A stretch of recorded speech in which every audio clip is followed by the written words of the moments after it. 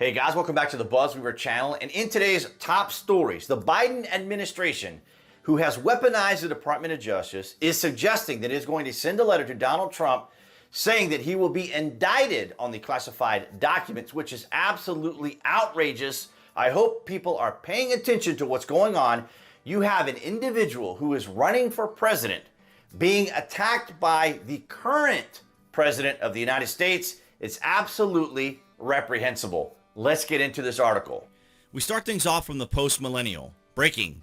Biden's DOJ tells Trump he will be indicted next week on charges of gathering, transmitting, or losing national defense stock. Now, ladies and gentlemen, here we have an establishment uniparty surrogate president weaponizing the Department of Justice to pursue a former president and current potential candidate for president in 2024. Now, if you thought people boycotting Budweiser and Bud Light, Anheuser-Busch, and Target, among others, where are these same people when it comes to this overreach, abuse of power, and dare I say, political malpractice by the Biden administration? Let me know down in the comments if you're keeping up with this absurdity, as we just covered yesterday here in Atlanta, Georgia, where the grand jury is all set. They're shutting everything down, sending people home in case something were to happen once they unseal the indictment there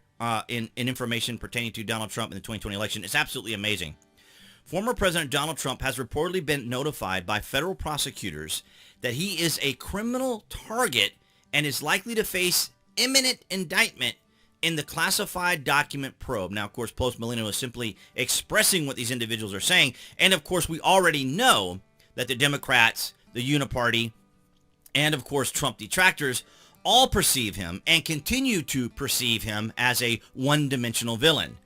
People familiar with the case told Just the News that the revelation comes as the Justice Department has declined to delay charges to allow an investigation into allegations of witness tampering in connection with a senior prosecutor working on the case, attempting to influence a key witness by discussing federal judgeship with the lawyer representing the witness provided by Trump's legal team. It's absolutely extraordinary, the manipulation, the overreach, and abuse of power by this administration in every minute detail of what they try to do. The sources said that the allegation is still pending in a case before Chief U.S. District Judge James Boasberg in Washington, D.C. A federal indictment brought by Special Counsel Jack Smith could be handed by a federal grand jury to Trump as early as next week. So obviously everything is planned out. They've thought about all this. Of course, they're thinking about the projections. They're thinking about the polling. Biden's polling is absolutely in the gutter right now. I mean, his approval rating is absolutely terrible. We have UFO stories coming out of the media as a distraction because of how terrible the Biden administration is doing. And now they have to get involved in yet another political show trial with Donald Trump. Smith's prosecutorial team informed Trump's team in recent days that the charges he faces includes a violation of 18 U.S. Code Chapter 37, Section 793, which prohibits the gathering, transmitting, or losing of national defense information.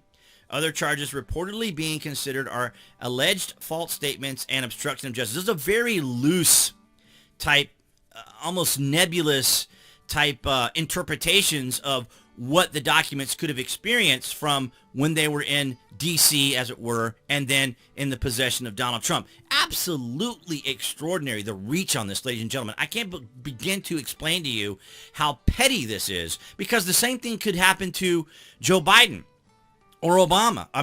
Joe Biden or Obama or any other president, Bush, any of the other presidents. This just as easily could have been handed down to them. Sources told the outlet that Trump's lawyers have been preparing their defense for months, based on months of legal research in anticipation of charges.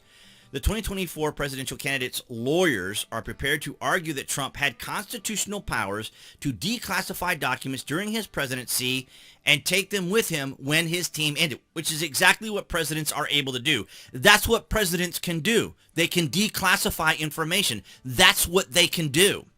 His lawyers will reportedly rely heavily on a U.S. District Court case out of Washington over a decade ago regarding former President Bill Clinton, who concluded that a president had the power to determine what documents from his presidency can be kept in personal possession. See, of course, when it's the Democrats, it's perfectly fine, ladies and gentlemen, because the Republicans aren't going to weaponize the DOJ to go after Democrats. As a matter of fact, I would say that the GOP in general don't pursue these things, which is why the Democrats do it and get away with it, because no one pursues them.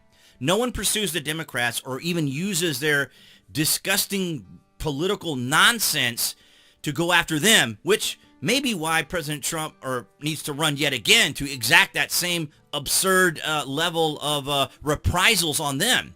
A document posted on Twitter on Wednesday from the Federal Register has revealed that Trump classified certain materials pertaining to the FBI's Crossfire hurricane investigation during his last days in office. And we have this tweet here from DC Drano, signed letter from President Trump on January 19, 2021, the day before he left office, classifying Crossfire hurricane docs showing Obama, Biden, the CIA, DOJ, and FBI spied on him. Now you know why they raided Mar-a-Lago, to steal back evidence of their crimes. Now, of course, that's what he's saying here, but there could be any number of levels of interpretation as far as how this is going to unfold. At my request on December 30th, 2020, the Department of Justice provided the White House with a binder of materials related to the Federal Bureau of Investigation's Crossfire hurricane investigation. So portions of the document in the binder have remained classified and have not been released to Congress or the public, the document states. Now, of course, if you want to read this full article, I'm going to link it below. But the absurdity of this all is really what I wanted to point out, is that the fact that you have a sitting president right now, or essentially the establishment appointed uniparty surrogate president that was installed via canvassing out there during COVID and all that was going on, and frightening people into believing that they couldn't go to the polls and vote. They needed to vote from home, so they allowed for registered voters to receive their ballots to be able to mail them in. And of course, that was just it, just by volume alone. And of course, as we've seen many times where Democrats would get their adult children to also register to vote to get those. And of course, they then told those adult children, don't worry about it. You fill out this, you sign here, I'll take care of the rest. And it's obviously all a procedure. It's all a process that the Democrats are engaged in. But this weaponization of the Department of Justice is absolutely despicable, reprehensible, and inexcusable. All those people that are boycotting Anheuser-Busch and Bud Light, as well as Target or others, should be paying very close attention to this. Because if our government is becoming this weaponized, who knows how far their reach will go and what they will do. Because as we saw yesterday, if many of you were keeping up with this on Twitter, you saw that a minister was standing across the street on a public sidewalk, shouting, I guess as it were, which is a form of protest, different scriptures from the Bible towards Pride people that were conducting a demonstration there, and he was arrested. He was actually exercising his First Amendment right and was arrested. Because these people are getting away with this nonsense, we have to respond to this. This is why I make these videos that I do. I take the difficult, I take the complicated, I take the confusion. I try to make it as clear as possible, at least through my interpretation, of course, my levels of bias included. But nonetheless, guys, I'm just trying to give you the straight, direct information. Now, an indictment does not mean guilt. But it does mean that they can still paint a dark cloud over Trump, be as negative about him as possible, and if people don't research this, if people don't pay attention to what's going on, they'll think something seriously bad is going on with Donald Trump, when in reality, it's not. The Democrats are simply exaggerating, sensationalizing, and just grandstanding and political persecution of Donald Trump. It's absolutely reprehensible.